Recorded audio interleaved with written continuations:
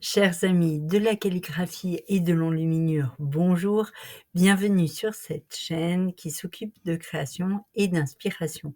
Alors aujourd'hui, j'avais envie de parler de prouesse, de hardiesse et de revanche avec la lettre cadeau ou lettre cadelée, qui est en fait une grande lettre capitale tirée par maîtrise de l'art des écrivains ou maître d'écriture à gros traits de plume. Et si toute l'écriture étant de tels cadeaux, on l'appelle écriture cadelée. Alors je viens de vous lire la définition du trésor de la langue française de Jean Nicot en 1621. Même si le terme est apparu en 1416, il a été l'objet de diverses interprétations tout au long de cette fin de période médiévale, disons jusqu'au XVIIIe siècle. Le dictionnaire de Furetière, par exemple, dit qu'un cadeau est un grand trait de plume et fort hardi que font les maîtres écrivains pour orner leurs écritures et pour remplir les marges. Donc de quoi s'agit-il? Je vous emmène dans l'exploration de cette performance calligraphique qui est une revanche contre le pouvoir de l'imprimerie. Notre première rencontre est celle de Nicolas Flamel, réputé pour être alchimiste au XIVe siècle. Il est plutôt libraire en réalité, ou peut-être alchimiste, mais ses heures perdues, et surtout un maître calligraphe, puisqu'il a réalisé cette page introductive du roman de la Rose. Vous reconnaissez les initiales qui sont très étirées vers le haut, ce L agrémenté de plusieurs traits entrecroisés qui forment effectivement des losanges,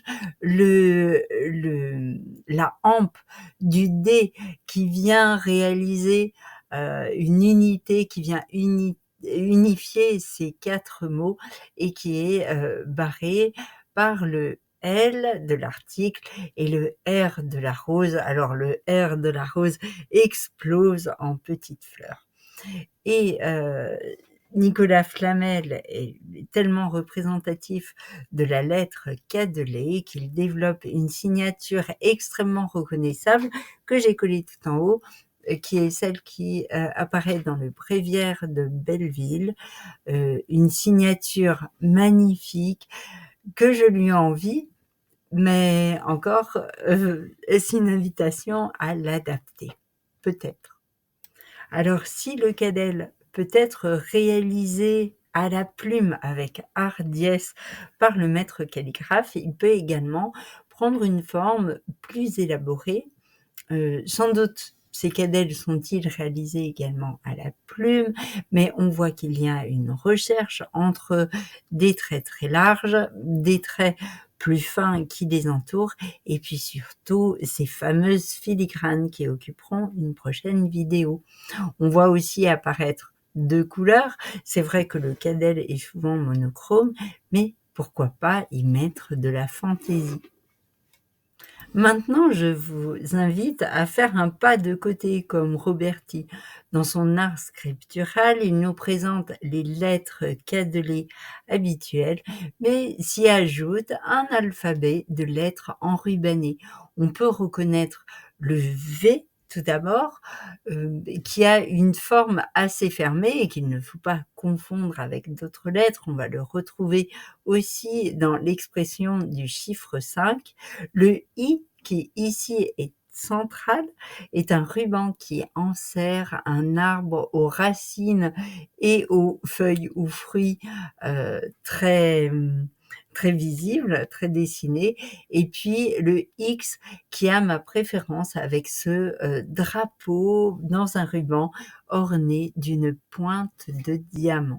Le cadel ne se limite pas aux volutes. Il peut également prendre des formes beaucoup plus travaillées, dessinées, avoir du relief, comme par exemple ici avec ces feuilles d'acanthe qui viennent entourer le corps de la lettre U. ce manuscrit espagnol, qui est une chronique d'explorateurs, montre, l'apogée de la lettre K de Lé, puisqu'elle prend une très grande place, une grande importance dans la page et surtout dans la composition de la page. La marge même est envahie par les décors qui entourent la lettre. Il y a bien 2 pages, il y a le grand L, le petit c et le grand N. C'est un chef-d'œuvre d'équilibre, de structure, où les courbes rencontrent les cadres, où les lettres du texte sont travaillées dans des tailles différentes, suivant ce qu'ils apportent. Donc la rubrique, c'est l'écriture en rouge. On appelle rubrique l'écriture en rouge.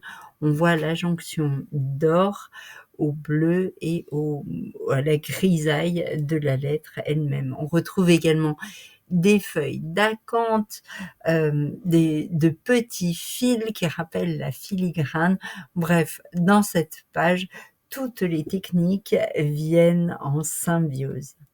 À nous maintenant de trouver comment les cadelles peuvent inspirer nos compositions, de se lancer d'une manière simple ou complexe, de commencer simple pour complexifier, d'ajouter des formes, d'augmenter la hauteur des lettres d'une ligne libre.